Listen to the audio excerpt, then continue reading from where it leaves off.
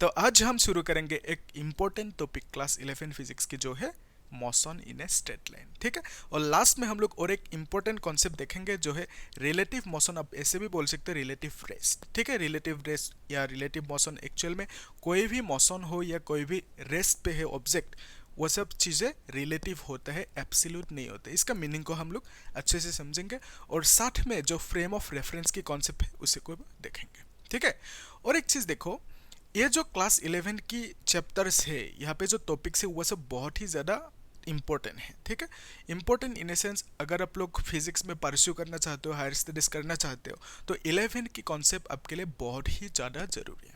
ठीक है, तो हम लोग एक काम करेंगे, हर टॉपिक को समझने के बाद उसी टॉपिक के ऊपर बेस्ट क्वेश्चंस भी सॉल्व करेंगे। तब क्या होंगे, आपका जो एंट्रेंस एग्जाम है ना, JEE नीट एग्जाम्स या तो बोर्ड एग्जाम जो भी हो, मतलब वहाँ पे आप लोगों को बहुत ज़्यादा मदद मिलेंगे। ठीक है, तो आप लोग मतलब एक सीख पाओगे कि किस तरह से सॉल्व किया जाता है। जो अप्रोच है ना, क्वेश्चन सॉल्व करने की जो अप्रोच है, वो आराम से समझ जाओगे फिर। ठीक है, तो हम लोग देखेंगे एक एक करके हर एक टॉपिक को। बाकी जो टॉपिक्स होंगे आप लोग प्लेलिस्ट में चेक कर लेना। ठीक है, और क्या करना, चैनल को सब्सक्राइब करना। ठीक है, तभी हर टॉपिक को आपको आराम से मिल जाएंगे। ठीक है, देखो, तो यहाँ पे जो मैंने टॉपिक लिख के रखा, मैकेनिक्स, इसका मीनिंग क्या है? It is the branch of physics that deals with the conditions of rest और motion of the objects. Basically mechanics एक सब्जेक्ट है जिसके अंदर हम लोग चीज़ों को पढ़ेंगे, समझेंगे। ठीक है, तो मैकेनिक्स वर्ड का मीनिंग क्या है? सिंपल भाषा में ऐसे समझो, कोई भी एक ऑब्जेक्ट जो रेस्ट पे है या तो मोशन पे है। ठीक है, दोनों ही केस में हो सकते हैं, ऑब्वियसली रेस्ट पे या मोशन में। अगर उसकी जो कंडीशंस को हम देखें, यानी वो क्यों रेस्ट पे है, रेस्ट पे होने का मीनिंग क्या है? जैसे कि इक्विलिब्रियम में है कोई ऑब्जेक्ट, उसके ऊपर चारों तरफ से फोर्स लग रहे हैं। ठीक है, अगर वो सब फोर्सेस एक दूसरे को कैंसिल किया, इन ए सेंस आप बोल सकते हो ये ऑब्जेक्ट है टेबल पे, ठीक है, ये ऑब्जेक्ट रुका हुआ है, रेस्ट पे है, तो इसके ऊपर इस डायरेक्शन में आपने फोर्स लगाया 5 न्यूटन। ठीक है, इसके ऊपर फोर्स लगाया मतलब इस डायरेक्शन से 5 न्यूटन, है ना। उस केस में ये ऑब्जेक्ट क्या होंगे, रेस्ट पे होंगे। तो यहाँ पे जो रेस्ट पे होने की कंडीशंस है, और फिर अगर कोई ऑब्जेक्ट मोशन में है, उसको एक फुटबॉल है, एक लात मारा, ठीक है, रोनाल्डो, तो उस केस में क्या होंगे, वो ऑब्जेक्ट मोशन में होंगे। तो मोशन में होने की जो कंडीशन है, यानी फोर्स लगने से मोशन पे होंगे, है ना। तो बेसिकली हम लोग मैकेनिक्स की ब्रांच में फोर्स की रिलेटेड चीज़ें पढ़ेंगे। ठीक है, क्यों मोशन हो रहे हैं, कैसे हो रहे हैं, अगर मोशन हुआ कितना होंगे मोशन, है ना। तो बेसिकली एक लात मारा, यानी आपने क्या किया, फोर्स लगाया। ठीक है, जब आपने फोर्स लगे उसकी कुछ डिस्प्लेसमेंट होंगे। क्वेश्चन ये है कितना डिस्प्लेसमेंट होंगे, वो सब चीज़ देखेंगे, है ना। और कुछ डिस्प्लेसमेंट हुआ सपोज 10 मीटर लेट से, तो वो 10 मीटर डिस्प्लेसमेंट होने में कितना टाइम लगा, है ना, टाइम को निकलने दे सकते हैं। फिर कितना वेलोसिटी से मूव किया, इनिशियल वेलोसिटी कितना, फाइनल वेलोसिटी कितना, है ना। तो वो सब चीज़ों को हम लोग देखेंगे। और एक चीज़, सपोज आप बिल्डिंग के ऊपर खड़े हो, है ना, तो बिल्डिंग के ऊपर से एक पत्थर को ऐसे फेंक दिया नीचे, तो उस केस में क्या होंगे, वो जो ऑब्जेक्ट है नीचे गिरेंगे ऑब्वियसली, है ना। तो उस केस में कितना वेलोसिटी लगेंगे वहाँ पे, कितना जो इनिशियल वेलोसिटी, फाइनल वेलोसिटी, उस चीज के ऊपर बात करेंगे, है ना। ग्रेविटेशनल फोर्स कैसे एक्ट करेंगे वहाँ पे, तो हर एक चीज़ को हम लोग देखेंगे मैकेनिक्स की ब्रांच में। ठीक है, तो बेसिकली मैकेनिक्स में, मैकेनिक्स यानी आप बोल सकते हो कि ये सब जो चीज़ें हैं जो फोर्स से रिलेटेड है, कोई मोशन हो रहा है, कुछ हो रहा है, रेस्ट पे है, तो रेस्ट पे होना यानी फोर्स से रिलेटेड है ऑब्वियसली। ठीक है, देखो यहाँ पे ये जो चीज़ रेस्ट पे है, इसमें फोर्स लग रहा है कि नहीं, ऑब्वियसली लग रहा है। तो आप ऐसा मत सोचो कि रेस्ट पे होंगे तो फोर्स नहीं लगेंगे उसके ऊपर। ठीक है, तो कोई भी ऑब्जेक्ट रेस्ट पे हो या तो मोशन में हो, उसके ऊपर फोर्स हो सकता है, होंगे। उसी से रिलेटेड जो चीज़ें होंगे उन सबको जिस ब्रांच में हम लोग पढ़ते हैं, उसी ब्रांच को क्या बोलेंगे, मैकेनिक्स। ठीक है, तो बेसिकली मैकेनिक्स जो वर्ड है, ये जो ब्रांच है, इसको 3 भाग में भाग किया गया। ठीक है, एक है स्टैटिक, और एक है काइनेमेटिक्स, और एक है डायनामिक्स। तो स्टैटिक वर्ड का मीनिंग क्या है, रेस्ट। ठीक है, तो कोई भी ऑब्जेक्ट रेस्ट पे है तो उसको हम लोग स्टैटिक मैकेनिक्स, यानी जो मैकेनिक्स की ब्रांच है, स्टैटिक ब्रांच, इसमें पढ़ेंगे। ठीक है, तो it deals with the object at rest और इन इक्विलिब्रियम। तो रेस्ट मतलब मालूम है आपको, तो इक्विलिब्रियम वर्ड का मीनिंग क्या है, ये जो ऑब्जेक्ट है ये इक्विलिब्रियम पे है। क्यों? क्योंकि इसके ऊपर दोनों डायरेक्शन में फोर्स लग रहा है ना, तो ये इधर भी उधर भी मूव नहीं करेंगे। तो बेसिकली आप बोल सकते हो दोनों फोर्स एक दूसरे को कैंसिल करेंगे। तो ये जो ऑब्जेक्ट है इस जगह पे रेस्ट में होंगे, यानी इक्विलिब्रियम में होंगे, बोल सकते हो। ठीक है, तो इस तरह की जो चीजें होंगे, कितना फोर्स लग रहा है, कितना नहीं लग रहा है ना, वो सब चीजों को हम लोग स्टैटिक मैकेनिक्स में पढ़ेंगे। ठीक है, बेसिकली इस चैप्टर में ये स्टैटिक मैकेनिक्स की उतना खास इंपॉर्टेंट है नहीं। ठीक है, तो देखो, जो काइनेमेटिक्स ब्रांच है, इसका मीनिंग क्या है?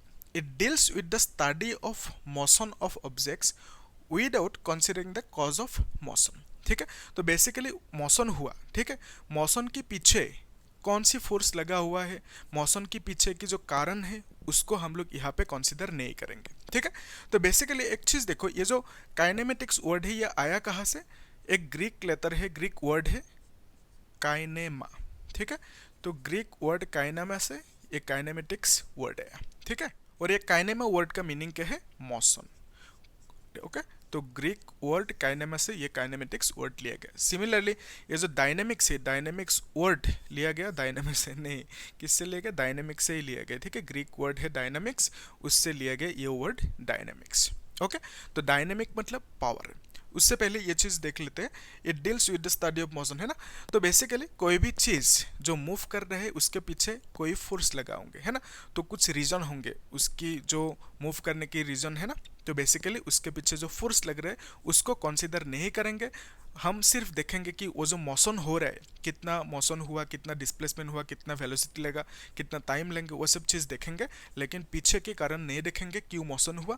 उसी चीज़ को हम लोग काइनेमेटिक्स ब्रांच में पढ़ेंगे। ठीक है, तो ये जो डायनेमिक्स है, डायनेमिक्स वर्ड का मीनिंग क्या है, पावर। ओके, तो power is nothing but force. ठीक है, तो पावर लगना यानी फोर्स लगना है कि नहीं। तो जब फोर्स लगेंगे, पावर होंगे, कोई चीज़ मूव करेंगे, मोशन होंगे उसकी, तो हम बेसिकली डायनेमिक्स जो ब्रांच है इसमें कंसीडर करेंगे, क्या कंसीडर करेंगे कि मोशन क्यों हुआ, मोशन होने के पीछे की जो वजह है, रीज़न है, उसको हम लोग कंसीडर करेंगे, और वही जो ब्रांच है इसको हम बोलेंगे डायनेमिक्स। ठीक है, इजी है यहाँ तक। ओके, तो देखो जो रेस्ट और मोशन वर्ड है, ऑब्वियसली अगर अब कोई आर्ट्स की स्टूडेंट से पूछे या नॉन साइंस बैकग्राउंड से पूछे तो रेस्ट की बारे में क्या बोलेंगे वो लोग, ऑब्वियसली रेस्ट पे है मतलब रेस्ट पे बैठा हुआ है, कोई चीज़ रुका हुआ है ना, तो मोशन पे होना है मतलब मूव कर रहे हैं, ऐसे ही बोलेंगे सिंपल। लेकिन हम लोग साइंस वाले हैं, हम लोग ऐसे सीधा साधा नहीं बोलेंगे। रेस्ट पे होना उसको हम कैसे बोलेंगे कि वो जो ऑब्जेक्ट है वो ऑब्जेक्ट अपने पोजिशन चेंज नहीं कर रहा है विथ टाइम। ठीक है, बेसिकली ये जो ऑब्जेक्ट है रेस्ट पे है, यानी टाइम बढ़ रहा है अभी, है कि नहीं, तो अब घड़ी देखो टाइम बढ़ रहा है, तो टाइम के साथ साथ इसकी जो पोजीशन है यहाँ पे ही है, तो इसकी पोजीशन यहाँ से वहाँ तक चेंज नहीं हुआ। ठीक है, तो बेसिकली रेस्ट पे होना हम क्या बोलेंगे कि does not change its position with respect to time. ठीक है, टाइम के साथ साथ उसकी जो पोजीशन है वो चेंज नहीं होंगे, तो वो रेस्ट पे है। वही साइंस वाले थोड़ा सा अलग होते हैं ना। हाँ, तो देखो मोशन पे होना यानी क्या बोलेगे आप कि अगर उस ऑब्जेक्ट की पोजीशन चेंज हुआ विथ रेस्पेक्ट टू टाइम, यानी टाइम बढ़ रहा है तो पोजीशन उसकी चेंज हो रहा है। एक गाड़ी है, मूव कर रहे हैं ना, घड़ी पे टाइम देख रहे हो, तो टाइम बढ़ रहा है और गाड़ी की जो पोजीशन है वो चेंज हो रहा है। ठीक है, एक जगह से दूसरी जगह गया, तो बेसिकली आप बोल सकते हो वो गाड़ी मोशन में है। ओके, तो मोशन में होना आज से क्या बोलोगे कि पोजीशन चेंज हो रहा है विथ टाइम। ठीक है, यस, इजी है। ओके, तो अभी देखो जो रिलेटिव मोशन या रिलेटिव रेस्ट है इसका मीनिंग क्या है। ठीक है, तो देखो कोई एक ऑब्जेक्ट है, एक एग्जांपल से समझते हैं। ओके, तो लेट्स से एक रास्ता है, एक रोड है, रास्ता, तो बगल में यहाँ पे पेड़ पौधा है, सपोज ये सब पेड़ पौधा है। ओके, ये एक्सपेरिमेंट आपने किया है। देखो यहाँ पे मैं लेट्स से मैं यहाँ पे खड़ा हूँ, ओके, और मैं रेस्ट पे हूँ। ठीक है, तो मेरा नाम है ए लेट्स से, और आप एक गाड़ी में बैठ के जा रहे हो। ठीक है, मर्सिडीज बेंज, आप अंदर हो यहाँ पे। ठीक है, तो आपका नाम है लेट्स से बी, और ये जो पेड़ पौधा है इसको बोल दिया सी।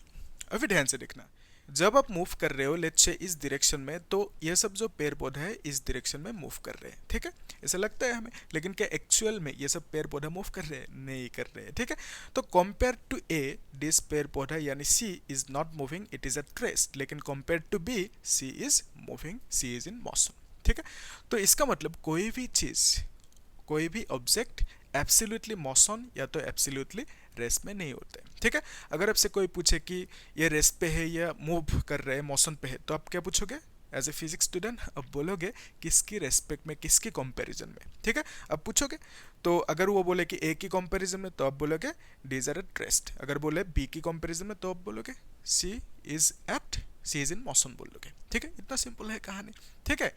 तो देखो कोई भी चीज वो मोशन में है या रेस्ट में है, उसको समझने के लिए हमें एक चीज चाहिए, रेफरेंस पॉइंट, ठीक है, ये इंपॉर्टेंट है। तो रेफरेंस पॉइंट का मीनिंग क्या है, वही कि किसके कंपैरिजन में। तो अगर एक ही कंपैरिजन में पूछे, हम इसको बोल सकते हैं कि एक ही रेफरेंस में ये सी मोशन में है या रेस्ट पे है। तो बी की कंपैरिजन यानी बी की रेफरेंस में ये सी रेस्ट पे है या मोशन में है, ठीक है। तो बेसिकली बी और ए को हम बोल सकते हैं रेफरेंस पॉइंट, ठीक है। तो अभी देखो रेफरेंस फ्रेम भी बोल सकते हैं। रेफरेंस फ्रेम मतलब क्या, अगर मैं यहाँ पे एक फ्रेम बना दूँ, फ्रेम यानी X axis, Y axis, Z axis, ठीक है। तो इसको हम बोलेंगे रेफरेंस फ्रेम, ये बी की रेफरेंस फ्रेम है, ठीक है। और ये जो फ्रेम ऑफ रेफरेंस है ये मूव कर रहे हैं कि नहीं, बी मूव कर रहे हैं, यानी ये जो फ्रेम ऑफ रेफरेंस है ये मूव कर रहे हैं। तो इसीलिए हम क्या बोलेंगे इसको, moving frame of reference, okay, moving frame of reference, ठीक है। तो ये जो फुल नाम लिख देते हैं, रेफरेंस, ओके। तो फ्रेम मतलब एक्स वाई जेड एक्सिस, और जो रेफरेंस है मतलब किसके कंपैरिजन में, उसी को हमने रेफरेंस पॉइंट कह दिया, ठीक है। तो ए रेफरेंस पॉइंट जो है ए की कंपैरिजन में, ये क्या है, रेस्ट पे है। तो अगर हमें ए रेफरेंस फ्रेम बनाना है तो हम क्या करेंगे, यहाँ पे X axis, Y axis, Z axis बनाएंगे। तो basically this is the reference frame for a, ठीक है। और इसको हम बोलेंगे रेस्ट फ्रेम ऑफ रेफरेंस, क्योंकि यहाँ पे जो ए है ए रेस्ट पे है, ठीक है। इतना ही है कहानी, ठीक है। तो एक काम करेंगे हम लोग, इसको आप लोग नोट डाउन कर लेना अच्छे से। हम लोग नेक्स्ट क्लास में जो ये टॉपिक है ना इसको देखेंगे, और बाकी आगे देखते जाएंगे चीज़ों को, हर एक टॉपिक को देखेंगे और क्वेश्चन सॉल्व करेंगे, ठीक है। हर एक टॉपिक को समझने के बाद हम लोग क्वेश्चन सॉल्व करेंगे साथ में, ठीक है। ये बहुत ज़्यादा इंपॉर्टेंट है, ठीक है। Thank you.